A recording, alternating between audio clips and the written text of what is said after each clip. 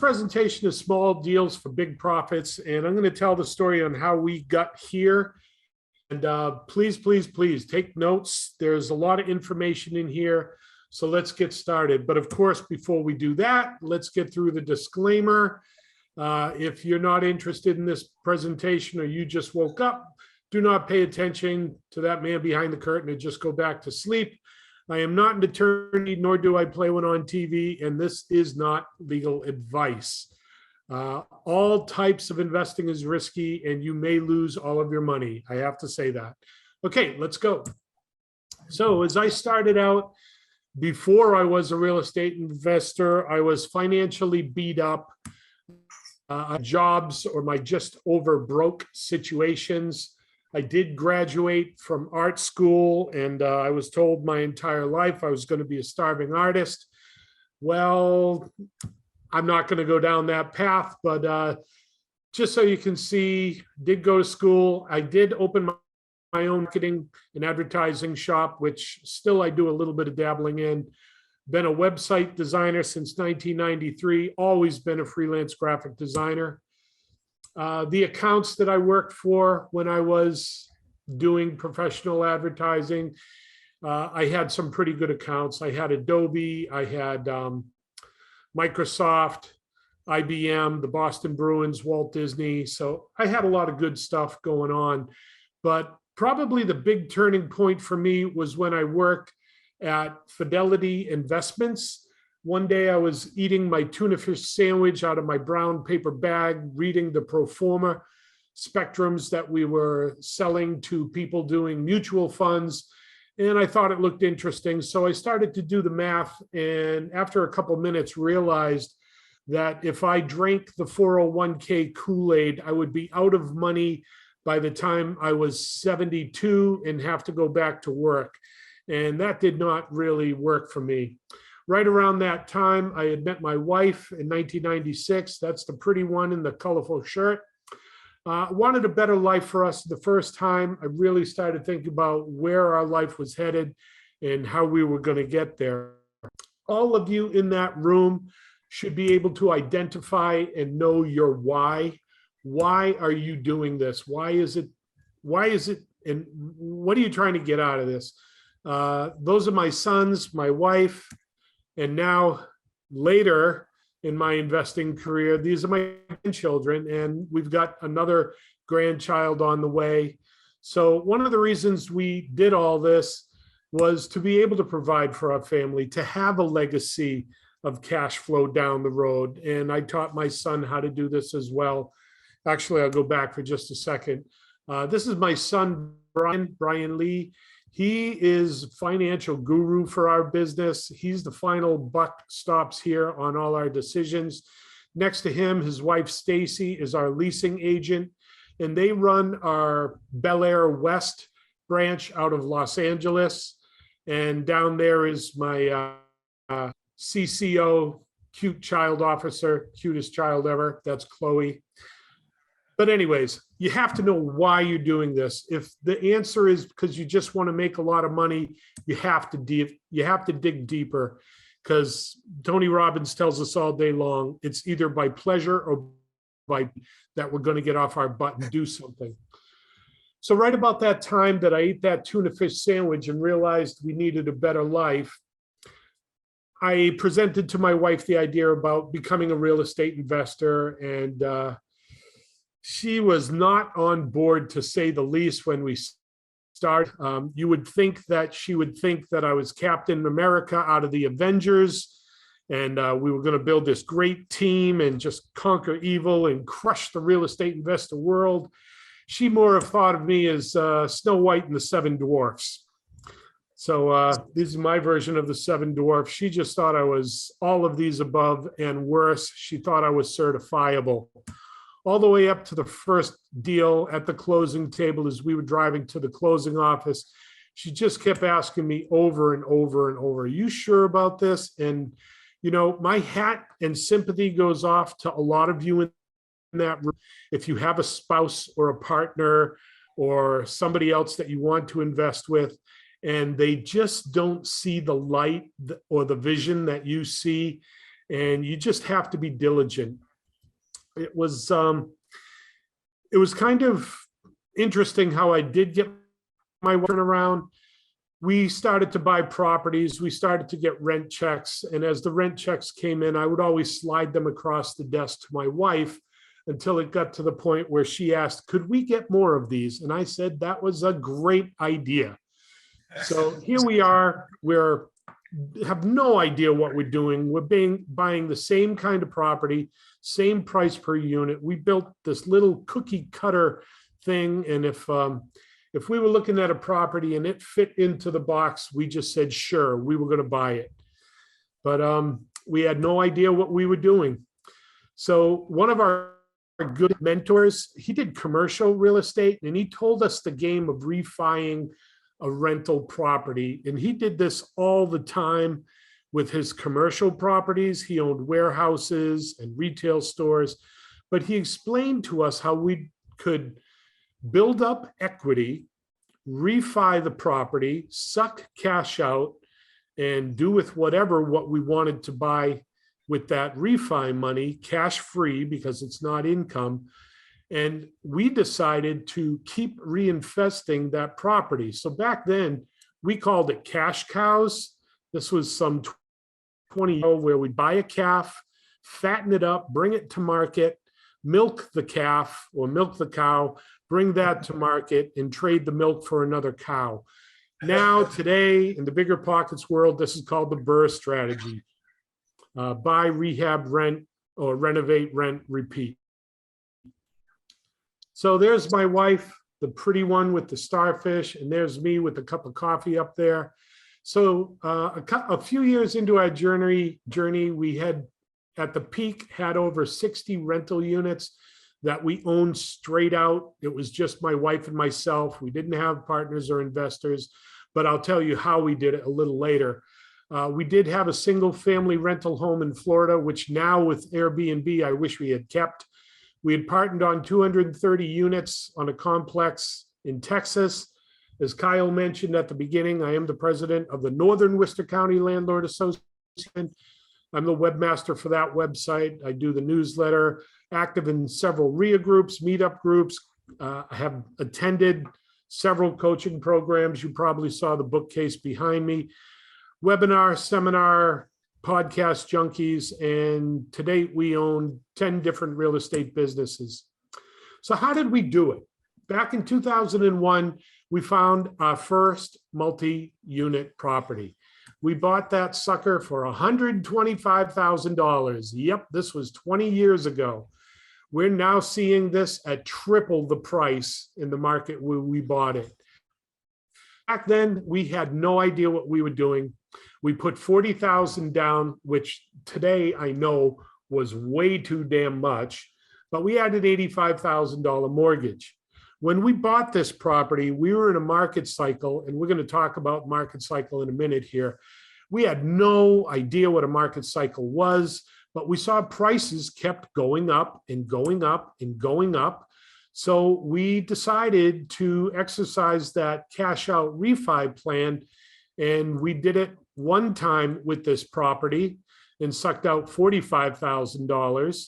And then we did it a second time with this property and sucked out another $45,000, all while the residents were still paying the mortgage. So do the quick math here. We sucked out $90,000 for a property we only paid $125,000 for. So we definitely bought this at the bottom of the market when things were going up. So what did we do? Well, our first cash out refi, we used that property to buy the second building. We put 35 down as the down payment, and we used the other 10 HAB for rehab. Knowing what I know now, I probably would have done a different type of loan product, and I probably would have tried to do a construction loan where the rehab costs are wrapped into the mortgage. So I didn't have to come 10 grand out of my pocket. I could go 10 grand out of the bank's pocket and wrap that into the mortgage for a couple $100 a month and have the tenants pay for it. So that one worked pretty good. We milked the cow, bought a new calf. In fact, it worked so good on the first deal that we did it again on the second deal when we refied out that second $40,000. So from that first initial property of $45,000, we cashed out through refinanced cash out loans, refi the mortgages, and bought building number 2 and building number 3. Well, guess what? The market was still going up. So we did the same thing, same strategy, same cookie cutter thing on units number 2 and units number 3. We refinanced the second property twice. We refinanced the third property twice and ended up buying proper 5, 6, 7. That sounds pretty incredible, but I can tell you that's exactly what we did. So we took and leveraged that first $40,000 into $1.5 million worth of real estate. I haven't figured out the percentage of the return on that, but I think it's pretty good. Okay, so here we were in our cookie cutter world, and we thought the market would always go up. Well, we all know in this room, that's not true.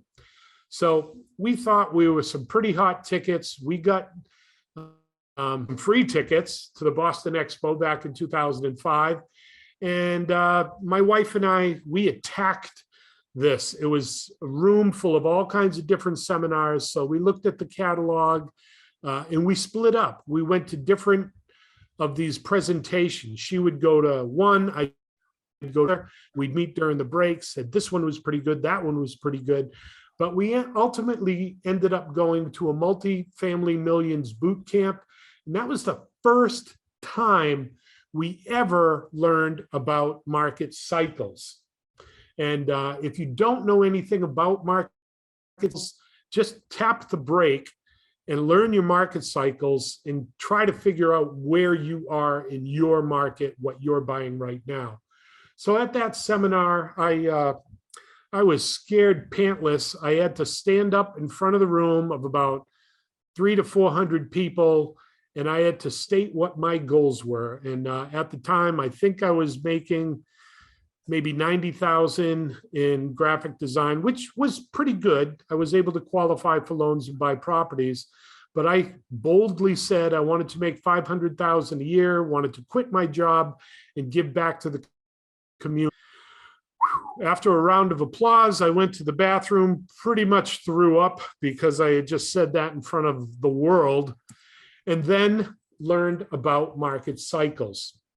So I'm not going to go too deeply into this, but I am going to focus a little bit more on where I think we are today. And I want to tie back to Ian's data on the Worcester market, on what he saw, and see if we can connect the dots to maybe get a better idea where you are and give you some guidance. Now, granted, I had purchased over $1 million worth of property before I even figured out what a market cycle or even knew that there was a market cycle. So please don't step on the landmine I did. And we pretty much did a 180 when we figured out where we were. So you've got buyer's market 1, buyer's market 2, seller's market 1, and seller's market 2. So right now, I don't know if you can see my cursor, but we are definitely in a seller's market 1. And here's some of the indicators that you look for to know which market you're in. For seller's market 1, supply of property dwindles. Well, absolutely and amen. Mr. Hogan showed us in the Worcester market from last year, 2021 to 2022, we're definitely seeing lower supply. Foreclosures aren't even on the radar yet. So that's not even a factor that I'm watching at this time. I did watch a Bigger Pockets podcast a few nights ago in preparation for this, just to kind of see where it was. And it was auctions.com, the data analyst there. And he said we are well below foreclosures.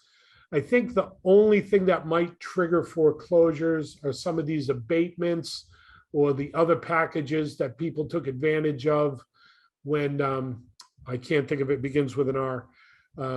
Anyways, not to get stuck on the word, when people got in trouble in COVID, they were just kind of suspending their mortgage for a little while. Well, even now that that's starting to come full term, we're not seeing many or any of those properties turn into foreclosures. It is still way below normal. Properties sell fast, absolutely. In Ian's slide, he had the days on market or months on market. It was actually weeks on market. Properties are being sold right now anywhere from 2 to 3 weeks. So they're not staying around. Unemployment low? I don't really think so. Prices and rent rising? Absolutely. This is a great time to own rental property. It's a great time to manage properties. We're having a great time at that. Speculation in full swing.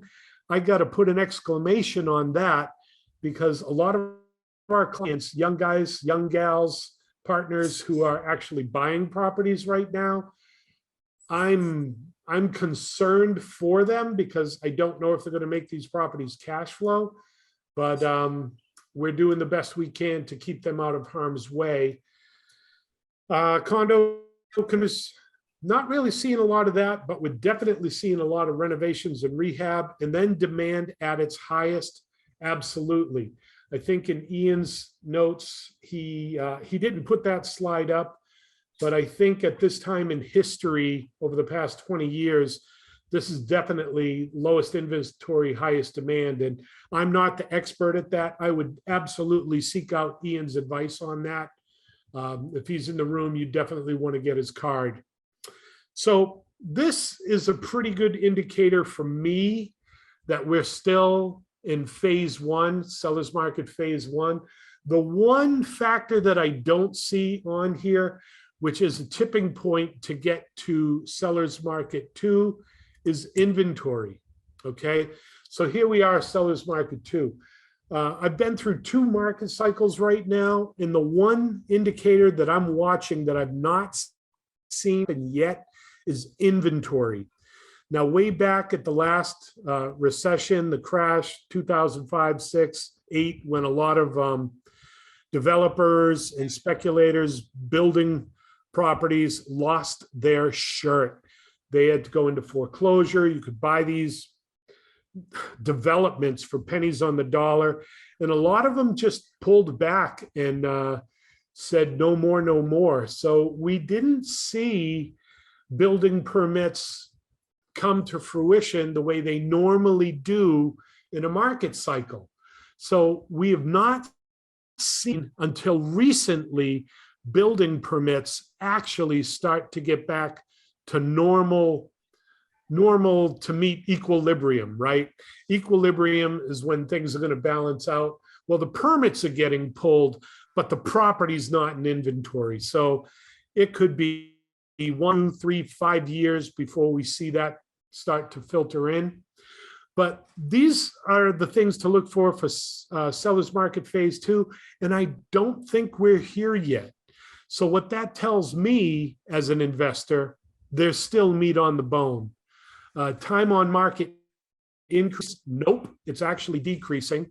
Number of properties increases? Nope, it's decreasing. Rent becomes stagnant? Not in my world. We are now raising rents 5 to 6% a year. One of the reasons we want to do that is to stay as close to market rents, just in case legislation does get squirrely and tries to implement any type of rent control. If they do that, our clients are going to be prepared to weather the storm, and then we will, whatever rent control lets us raise rents, we will be right there on the avant-garde raising those rents.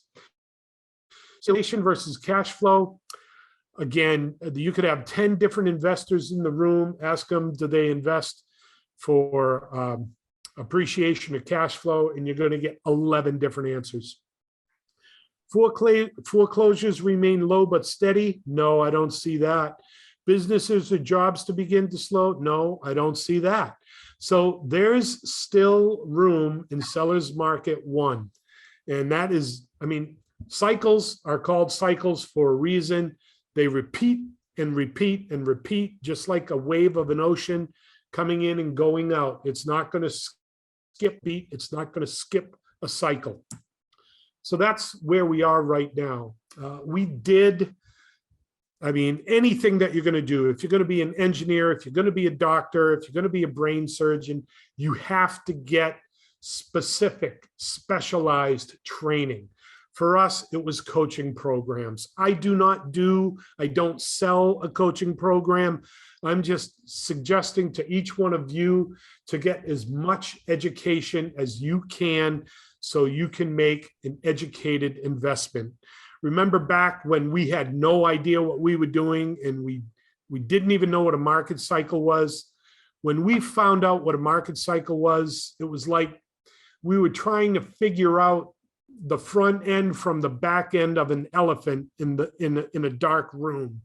And when they turned on the elephant or the light in the room, I figured out that I was not petting the trunk of the elephant.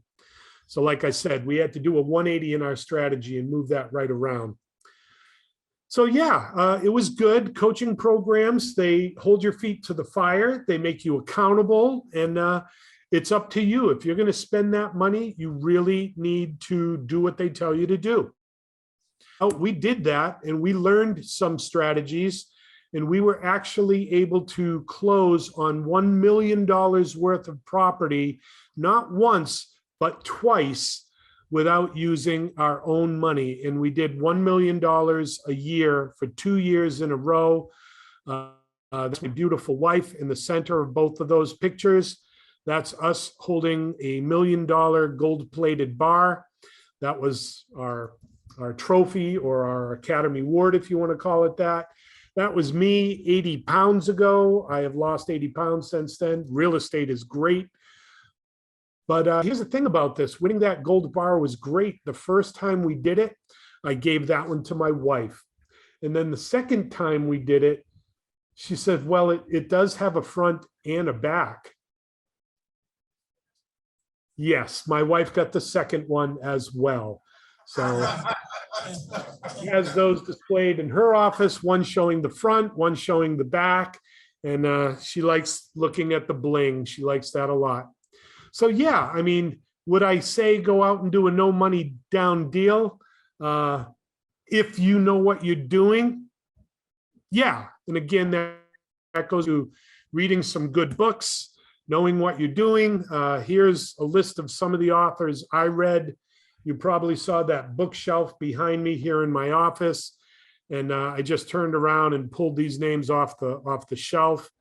But yeah, I am a book junkie. For me, a good time is toes in the sand, book in my hand. And I drive my crew crazy because I come back with all kinds of new ideas on what we can do to make business better, grow, get a better bottom line and all that. So before knowing the market cycle, we always got the same results. After getting some good education, you're here in this room. So that tells me that you are definitely the kind of people who are going to go out and seek more education. But we were able to target exactly what we were going after. You heard Kyle say probably a dozen times, it's about building the relationships. Absolutely. You have to know how to look at a deal. Absolutely. You could go on Bigger Pockets. I know this is a Bigger Pockets meetup, which I am thrilled to be presenting at a Bigger Pockets meetup. This is my first one. Would love to be asked back on another topic. But yeah, we targeted down what we were doing. We knew our strategy. And because we were able to go in with a tighter target, we were getting better yields, which was awesome. So you're going to see credit cards at the top here. I do not advocate your investing career started the way we did it. Please do not follow me down that landmine trail, okay? But the cash out refinance, a lot of our clients, a lot of our investors do that. Working and partner debt investors, we did that. That's how we did the 2 gold bars. And it was really quite simple. Relationships, actually from the church, we went to 3 of our largest investors approached us during fellowship time and said, "Hey, I heard that you were a landlord." And I says, yeah, I know. Don't hate me for it. He said, no, no, no. We might want to invest with you. And one of our largest investors was actually our pastor, and he's still in on one of our deals. But they love it. We gave them a debt position on the property. They were not equity position. It was basically a promissory note where we used the property to secure the debt if anything went up or upside down on us. I've also got a $3 million life policy on myself that I can borrow against, and I could at any point in time pay off our investors. But again, back then cash was king, and that's how we did it. That's how we got our deals. That's how we built our relationships. And we learned from our coaching to do 2 offers a week, attend 2 network events a week, and go one step further and make 2 connections with lenders. That could be financial institutions. It could be mortgage brokers, hard money lenders. Get out there, tell your story. Okay. So now I'm going to do the section, which would be a deal deep dive. I can't go that low, but this is a 7-unit that we still currently own in Gardner, Mass. And this one, my goodness, talk about risk. I would not advocate doing what we did here. Okay. The purchase price on this 7-unit property, we actually just had it appraised for about 740. So yippee. Very happy. In the years since we bought it, it's tripled. Yes, you're seeing that second bullet correct. We borrowed $100,000 on our credit cards. My wife borrowed $50K. I borrowed $50K on a 12-month 0% interest. Please do not do this. Remember that first slide where I said you could lose all your money? Well, thank God we did not. We did it right. But we had $100,000. We put 20% down, which was 40-ish.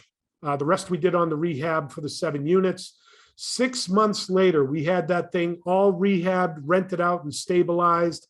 And then we refinanced it. The first time, we got 2% back on our, refi loan at 2%. The loan was actually 2% when we refied it. Yes, that was 2% on a commercial mortgage. Unheard of, but that's what it was back then.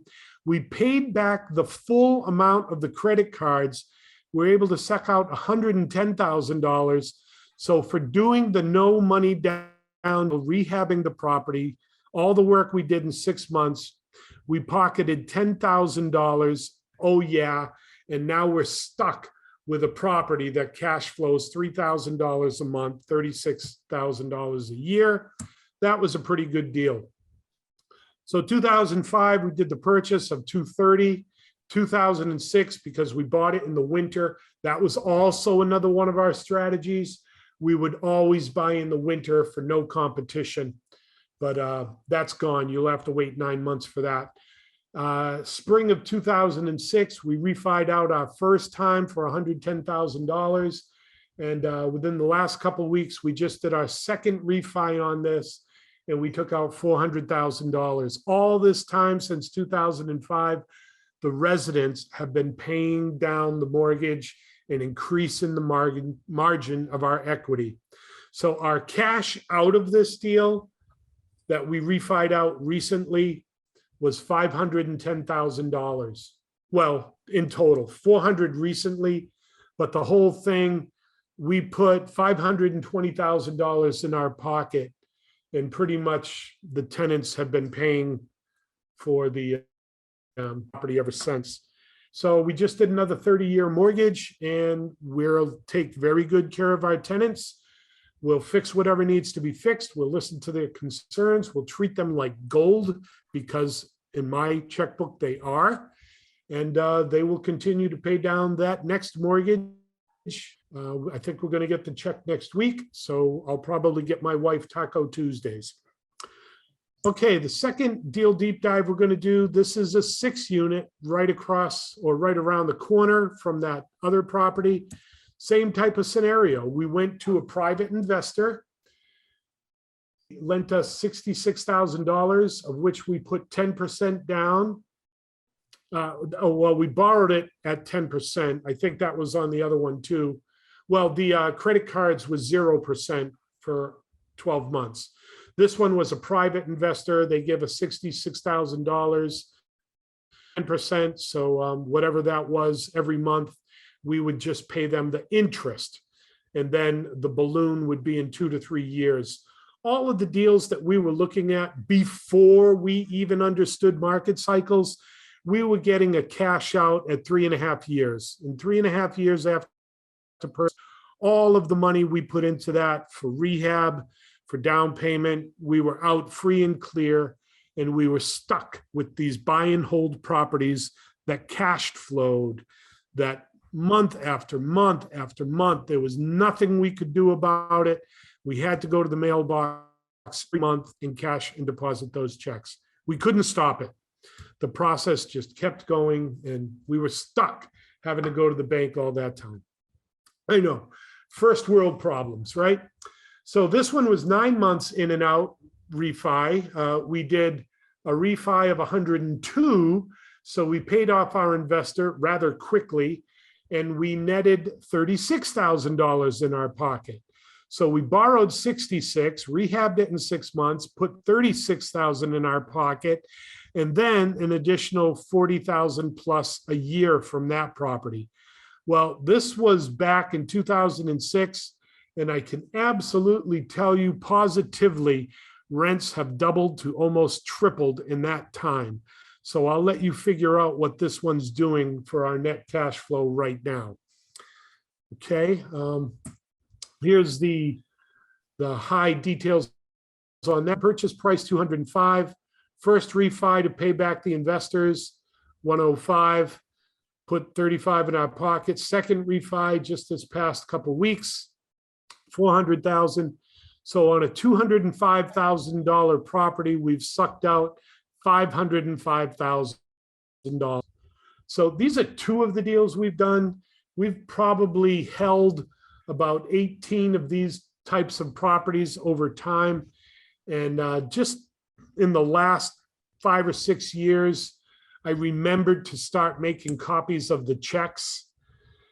So show me the money. Yeah, talk is cheap, but here's some of the refinance checks and the different deals that we did. And that's a real number down to the penny.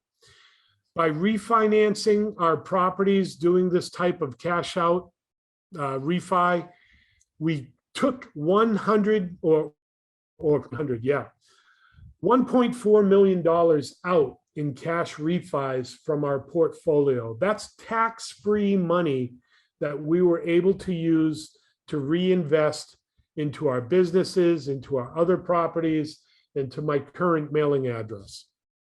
So yeah, I mean, you can absolutely do this. We did it 1 property at a time. You saw my strategy there. We bought the 1 property, we refied, did it again, did it again, did it again. Right now, we're still in a seller's market 1. I don't know how long we're going to be in a seller's market 1, but this is the strategy we did in seller's market 1 to get us there. We've been through 2 market cycles right now. We currently own 8 different companies. BHB is our holding company. Bel Air is our management company. Haven Assets Holding Associates is a ghost. DKY Funds our holding company. It's a complex structure, but those 4 work together. It's pretty good asset protection, which I'm not going to get into because I want to keep it focused on the strategy that got us here. We have 4 different companies, all ancillary companies that complement our holding and our property management company. I've got my construction supervisor license that came in handy at the beginning of our journey so I could do my own rehabs, pull our own permits. I partnered with their master plumber. We do Nautilus plumbing and heating. Better Cleaning Company is one of our smaller companies. And then Busy Bee, BZB Landscaping is another one of our companies. We're looking at opening up a few other companies now that we're down here and have a little bit more on our plate. We've got the room to put a little bit more on our plate. But all of these entities started the same way, with a business plan. And I could absolutely give you a full presentation on the bones and the skeleton to put together a business plan. This particular business plan, probably about 5 or 6 years into our investment career when we started to attract investors. The actual business plan itself was maybe about 5 to 6 pages, but the data and the market research and all the information and statistics to back up my marketing, the business plan, this particular document was about 240 pages. And yeah, 240 pages and quite a few gallons of coffee. But this is how we were able to approach those commercial deals and only put 10% down, because we were able to show to our private investors and show to the financial institutions that we had a plan. It wasn't just a paper napkin where, gee, I hope this works and I think we're going to get this. You know, no investor wanted to read all 240 pages. They looked at the summary, the executive summary in the front, said, yep, okay, I get it. And then they thumbed through the rest and says, okay, it looks like you've done your homework. We will invest with you. And this one document easily got us $2 million worth of property without having to put a penny in myself. And because we were able to show to lending institutions and financial institutions, we did have a plan and we're able to put less money down. Because of what we had to put down, we'd be able to buy 4 properties, get the 5th one free. How does that work? Because if for each one of those 4 properties, I had to put 25% down, because I only had to put 20% down, I had the extra 5% from 4 properties in cash to buy that 5th property. So I was a huge fan of leverage at that point. And then about 6 years ago, when we decided to actually open the doors publicly to Bel Air, I sat down. Well, first, we managed our properties way back since 2001. In 2003, we built our own property management company, and we got all the whips, scars, stripes, tattoos, shot glass, and t-shirt to get us to where we were, where we knew what we were doing. And we built our own systems to run our own properties, and it was very successful. We run a really tight ship, and we built it with the eye of the investor and the landlord in mind, because that's how we run our properties as investors and landlords. We wanted to run it that way. So about 16, 17 years ago, we joined the Northern Worcester County Landlord Association, and we were starstruck. We saw all these rock stars in the room, people who knew what they were doing. We were blown away that there were meetups and landlord association groups. So I volunteered to help. Be careful. You volunteer, they'll elect you president and never let you leave. Yep, I see the man in the front laughing, shaking his head, and I hope that's a really good pizza. But yeah, I have been the president of this association for the past 16 years, and it has opened up so many doors for us. Them was the bridge, the mezzanine to get here. For years, we had landlords calling us maybe 2 or 3 times a month. Hey, how do I handle a security deposit? How do I evict this tenant? What should I do about this? The tenant's given me brain damage, until one point where I looked at my wife and said, you know, these are these phone calls all the time. What do you think it would look like if we just took on these properties and managed them? And she says, well, you like to write business plans. Show me what it looks like. He says, okay. So for the next 3 months, from January to March 17th, St. Patrick's Day, I would leave our house in the morning, go to the Lemonster, Starbucks, Barnes and Noble with my laptop, get on Staples Wi-Fi because it was stronger than the Barnes and Noble. And I would just work. And this particular operations manual also was. Sorry, I'm having trouble hearing you. Siri thinks I'm talking to her. Sorry about that. But yeah, about 240 pages later, I had an operations manual. And as I was finishing the last chapter, I got a call from our first client. And I've told Kyle this story. I'll never forget.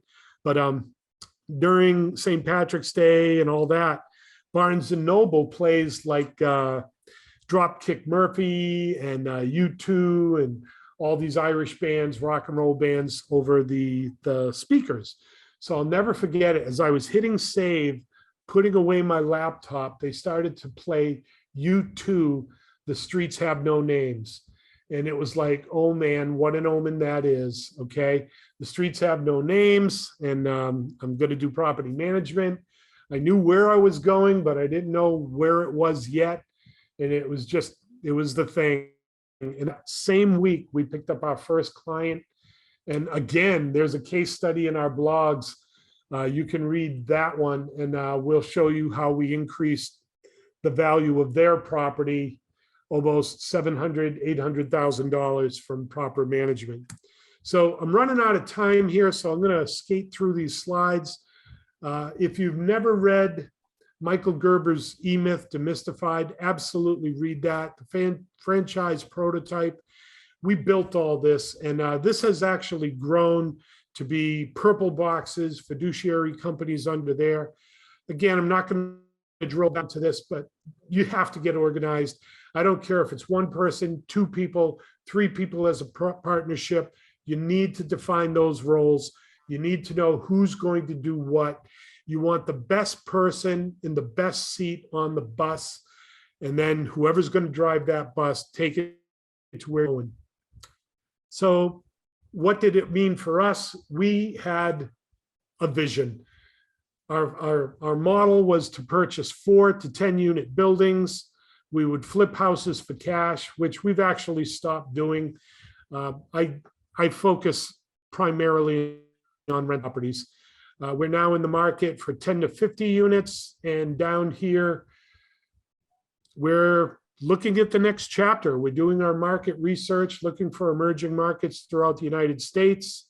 Our future, when things stabilize with the other businesses, to open our private money business and to continue to grow Bel Air. Right now, for yourselves, seek professional help, because owning property can give you a lot of brain damage. Get a plan, target a market, know that market better than anyone, continue to network, build relationships, and take action. I hear it all the time. How many deals have you done? None. How many offers have you done? None. Well, you got to change that, okay? Follow the leader, get on bigger pockets, keep attending these events.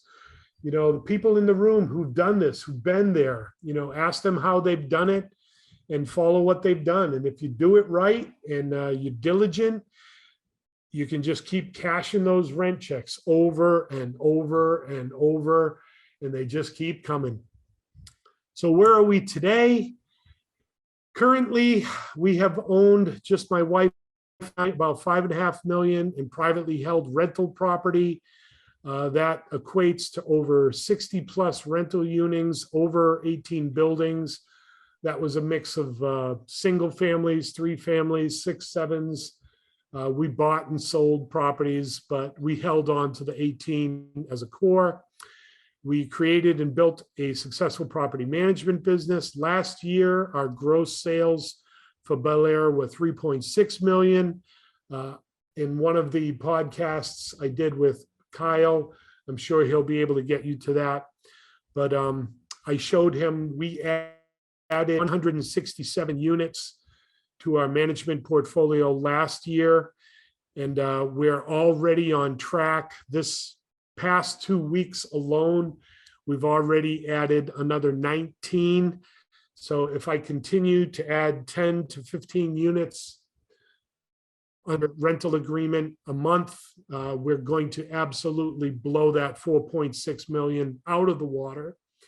We're currently managing $45 million in rental property assets. We're running the show down here from a tropical island, and we continue to create jobs and stability in housing for our clients, for our residents, for our investors, for our properties. And our thing at Bel Air Property Management, we create a beautiful, uplifting experience. So yeah, that's how we did it. That's how I got here. That's me holding up one of the books. That is the terrace on our condo. This was taken a couple months ago. I've actually lost 80 pounds. This lifestyle has been very good to me. Owning property has been very good to my family, to my wife. And that's how we did it. So that's how you get in touch with me. And I would love to open up the floor to questions. It is 11:15. I don't know how far I went over, but I'll leave this slide up. And Kyle or anyone, if you would like to do a Q&A, I'd be more than happy to share whatever I can. Ryan, first off, we just want to thank you so much for giving that absolutely incredible presentation. That was extremely valuable. There was so much to get into in there, man. Yeah, you know, if we could kind of give Brian a quick round of applause. Thank you so much. Yeah, I'm going to see if I can get back to the other screen here. Am I on the screen or are you looking at you?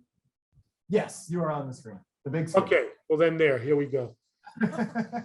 Yeah, Okay. so Yeah, what do you got? no, let's open it up for questions. Has anybody got any questions for Mr. Brian?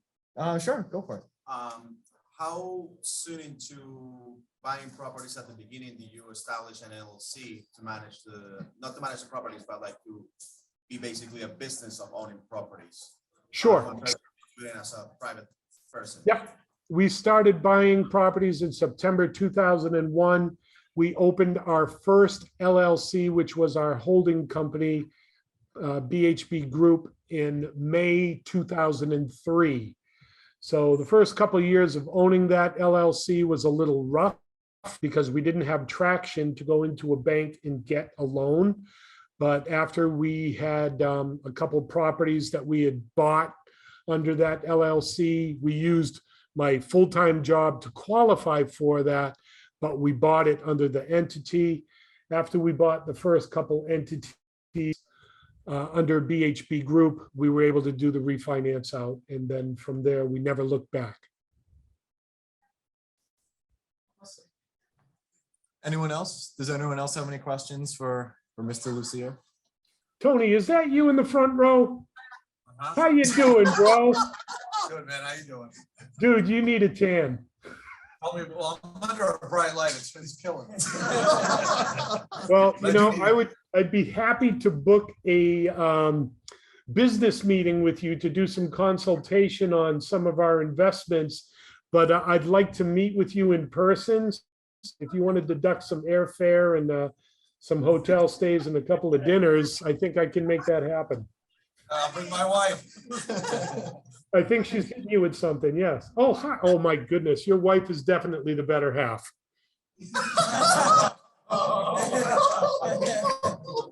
Why are you sitting in front of her? Put her up front. Shots fired. Anyway, Andrew, you have a question? Next question. Yeah, Brian, would you mind, sharing your slides, like after the meetup and stuff, to kind of send around? There's a ton of awesome info in there. Kyle, you have them. Free to do what you. Oh, yeah. Yeah, exactly. Do you mind if we send them around quite a bit? No, not at all. Not at all. Perfect. Awesome. Does anyone else have any questions there? Ryan? So based off of your market cycles, at some point we will probably be going into phase 2 and then into a buyer's market. So what are your tips for finding properties and hunting down deals when we're at the peak of the cycle? Or would you advise against it totally? Like, what's your kind of strategy once you're at the top of the second? Well, multi-prongs to my answer here, so I want to take them one at a time. Would I be buying property right now? Yes. Okay. So that's the first part of it. Seller's market 2, my strategy might change a little bit. In buyer's market 1, I would probably sit tight. That's me, right?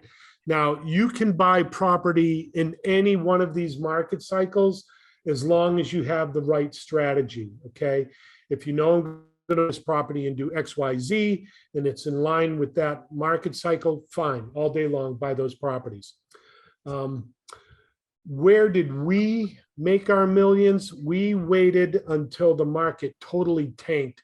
I talked about turning around that elephant in the room.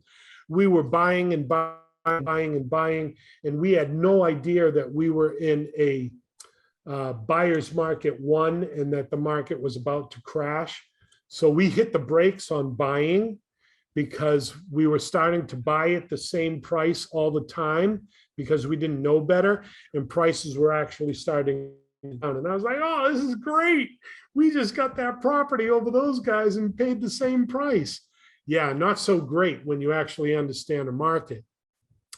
So buyer's market 2 is a millionaire maker market. That's when you want to load up the truck with as much properties as you can. That's when we were doing foreclosures, short sales. You can go to our website, belair.co, and just read the blogs. The most recent blog I put up there is the Beachcomber's Guide to Investing in Real Estate. But about 2/3 of the way down the page is a section of that blog called X Marks the Spot. And I pretty much explain my secret sauce on how I find off-market deals. And yeah, by all means, that's how I did it. And that's how I've showed some of our other clients how to do it. And that's worked out really well. I do want to circle back because you brought up a really good point about the market cycles here. Back to Ian Hogan's comments. And believe me, if you're going to get my slides, you want to look at Ian Hogan's data as well. January 2022, the list versus sold was a little bit lower. 2022 is lower than 2021. So that definitely shows you a trend, which coincides with seller's market 1. Supply is tight, absolutely outperforming, okay? The list is sold. The sold price is outperforming the list price 1 to 2%, which tells me that people are paying higher than asking price, which if you're pulling comps, it's going to make your sale of your next property higher. So the market right now is supporting higher prices. Listing inventory is scarce, best to none. Past 2 months, sales are even lower. And yeah, I mean, without getting, I don't even know how much time I have on this question. When are you booting me off the island here, Kyle? How much time do I have? We could probably give it one more question, a couple more minutes. Okay, a couple more minutes. Okay, so the secret sauce is going into the assessor's list. First, you got to know your market. You got to know what type of property in your market you're going to buy. I don't care if it's single family home, duplex, duplexes, quads, 10s, 20s. I don't care. You can get the assessor's tax list from your market area. And then in that blog, I show you, real plain English, I'm not that smart of a guy, how to filter out that list instead of a shotgun approach where you're actually fishing for fish in a barrel. So yeah, definitely check out that blog. I think you'll find it entertaining as well as educational. I'm just so happy to be here. Kyle knows for me, talking about real estate is like asking me to breathe. So I've still got air in my lungs. So happy to take any more questions you might have. Yeah, one more question. Sure. One more question, anyone? Yes. Sure. What What's your MO for forcing appreciation and getting a favorable appraisal from the cash out? Could you repeat that? I heard it a little. What's your MO for forcing appreciation and then pulling cash out with a favorable appraisal? Okay, so for forcing appreciation, I mean, it's probably a lot of the usual suspects. Is the property falling apart? Are the rents under market? Those are probably two of the biggest factors. Are they renting to tenants who are forcing the spiral of death? Okay, if a property where people aren't paying the rents, landlord can't do the repairs, and I call that the spiral of death on the property. Being able to fix those things and turn around the property. Actually, that Marquette Street property, that's a great example, right? When we bought that, and even same thing on the Parker Street property, that's a better story. The two bottom floors were drug dealers. The four top floors were their market, right? So no one was paying rent. Nobody was paying rent for the first 2 floor units, and they were paying in cash. But none of the other people could pay the rent, and it's always fun. Another thing to look at if you're looking at a property, an indicator would be to pull the police logs. And I've got other blogs on there, things to look at when you're buying a property. The municipalities, the police station, the fire station, the Board of Health, the building department. If that property has been flagged with a lot of issues, you could probably get it for a good deal, fix those issues, and make it a healthy property. So the Parker Street property, first thing we did was evict the 2 drug dealers.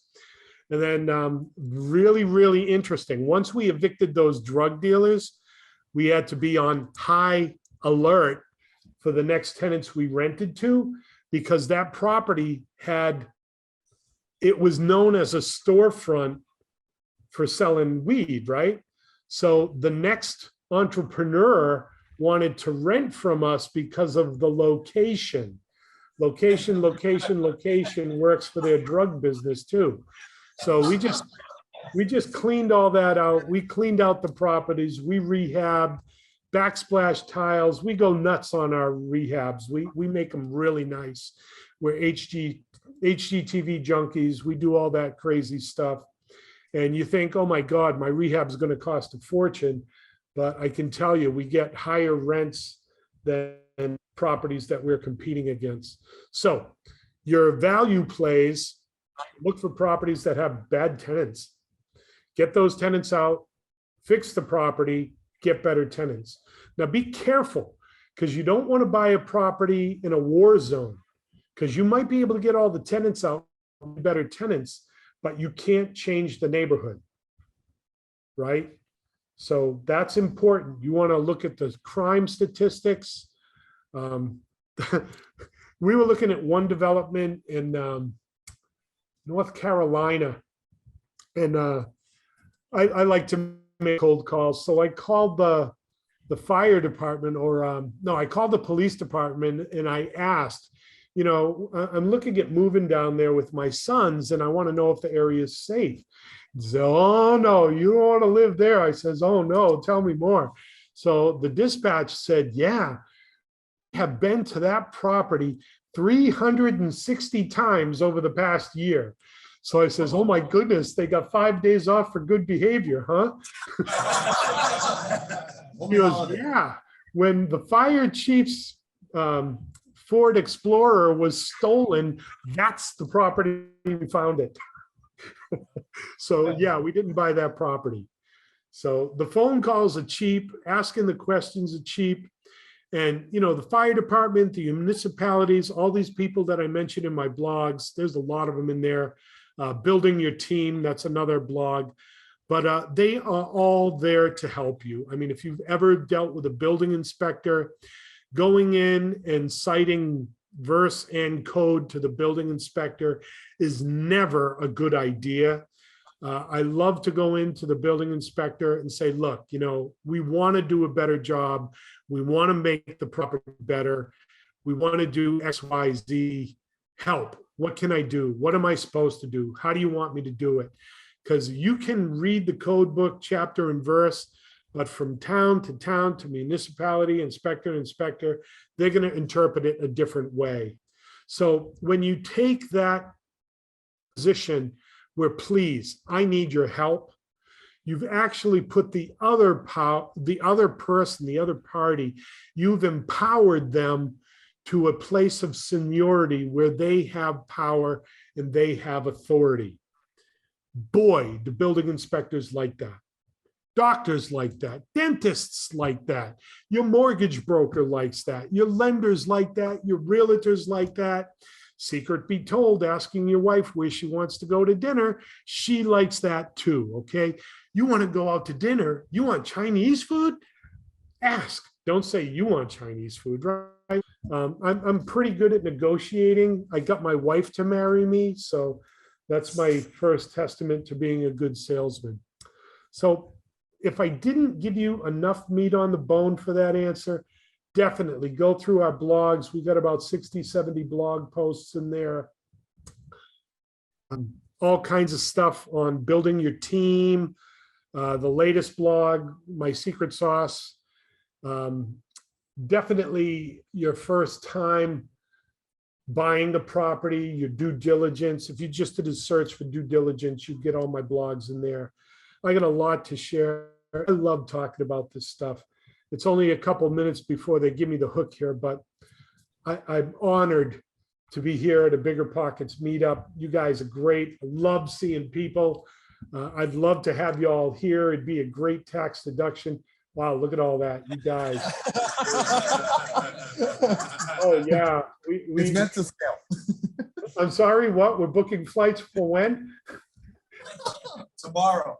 Hey, well, hey, just let's do it the right way. Make sure we send a couple emails back and forth with the proper invites that we can give to our CPAs and book them in our Google calendars, so we'll be able to back all this stuff up, because intent is what taxes are all about, right?